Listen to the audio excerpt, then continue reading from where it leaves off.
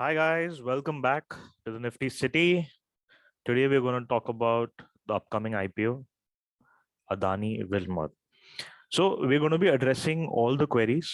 Apply करना चाहिए, नहीं करना चाहिए, Adani Wilmar company क्या है, किसके बारे में है. So we're going to cover everything. तो basically Adani Wilmar, how did this term come? ये नाम कैसे पड़ा इनका? तो अदानी और विल्मार ग्रुप, ये दो ग्रुप्स के बीच में टाई अप है.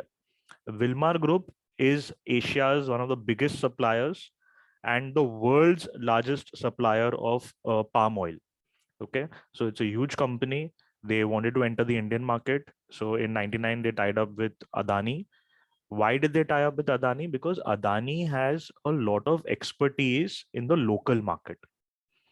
तो विल्मार ग्रुप क्या सिनर्जी लाता है? विल्मार ग्रुप लाता है उनका प्रोक्योरमेंट स्टाइल. उनको खरीदना आता है अच्छे से, रॉ मटेरियल खरीदना आता है, तो वो सप्लाई अच्छे से करेंगे. एंड अदानी ग्रुप जो है, अदानी ग्रुप फिनिश प्रोडक्ट को अच्छे से मार्केट करेगी अपना डिस्ट्रीब्यूशन चैनल के थ्रू. तो this is the synergy between them. तो अदानी विल्मा ग्रुप कौन से प्रोडक्ट लाइन में है? They are mainly into, they are FMCG company.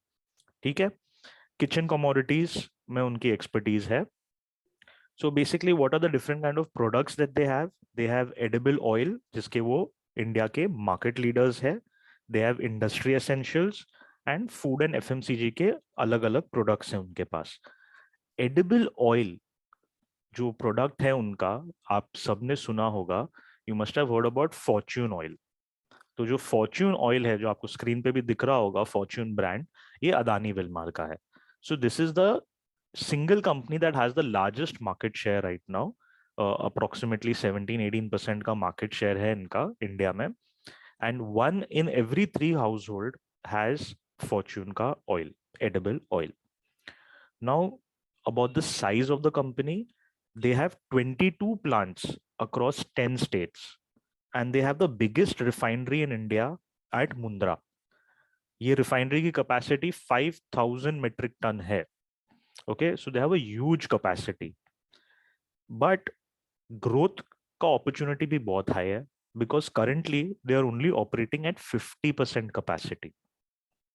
Okay, now if we see growth, India में ये sector का growth क्या है? तो we have been growing roughly at 11.1%, whereas US and other countries have been growing at roughly 4 to 6%. तो India का growth बहुत अच्छा हो रहा है. बट इंडिया कहाँ लैग कर रहा है as of now? India lag कर रहा है पैकेज फूड में. पैकेज फूड में we are way behind China and US, जो ऑब्वियस सी बात है.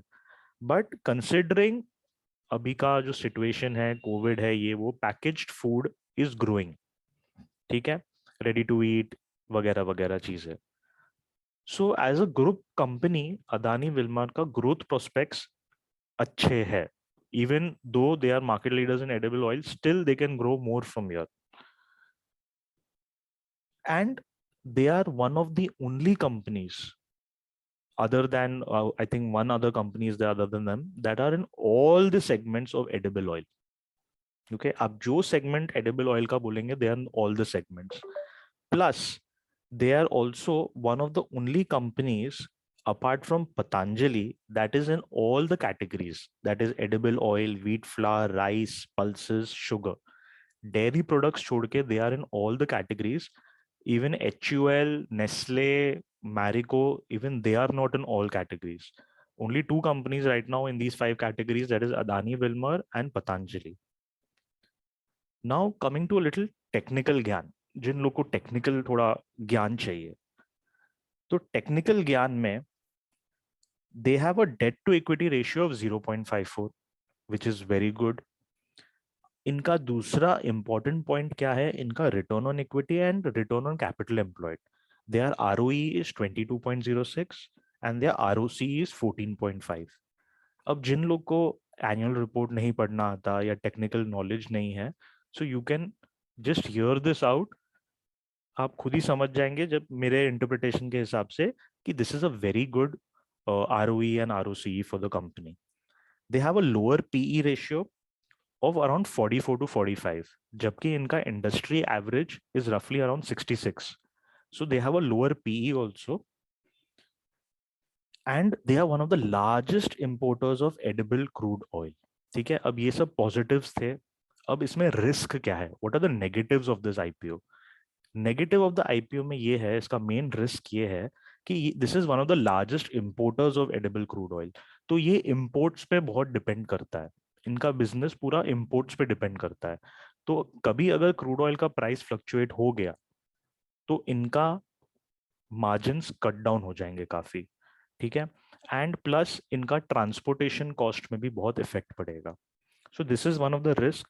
The other one risk that we have noticed while researching this company is there are roughly around 30 odd cases pending against them in terms of indirect taxes, direct taxes, litigations, etc.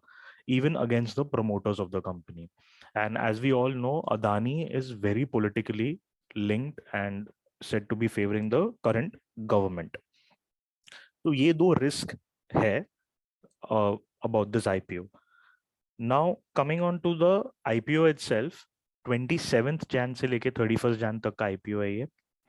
Okay, the total price band is 218 rupees to 230 rupees. ठीक है, this is the price band that we are going to be having. पहले IPO का issue price था 4,500 crores. Now that has been got down to 3,600 crores.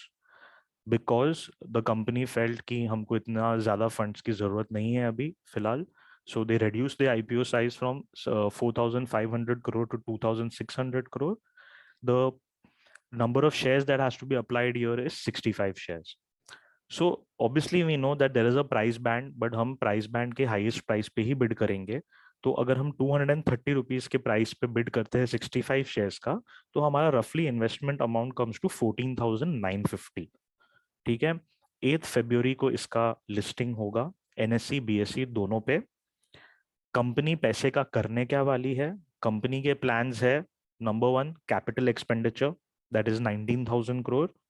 Second date reduction, वो लोग अपना date कम करना चाहते हैं, that is 18,589 crore. And third is acquisition, 4,500 crore के वो लोग स्ट्रेटेजिक एक्विजिशंस करने वाली है, इन्वेस्टमेंट्स करने वाली है. तो जब भी एक कंपनी के प्लान में है कि हम स्ट्रेटेजिकली एक्विजिशंस करने वाले हैं, that is always good for us. That shows that the company has a vision, has a outlook for growth. So all in all, to sum it up, मुझे लगता है कि ये IPO को सब्सक्राइब करना चाहिए.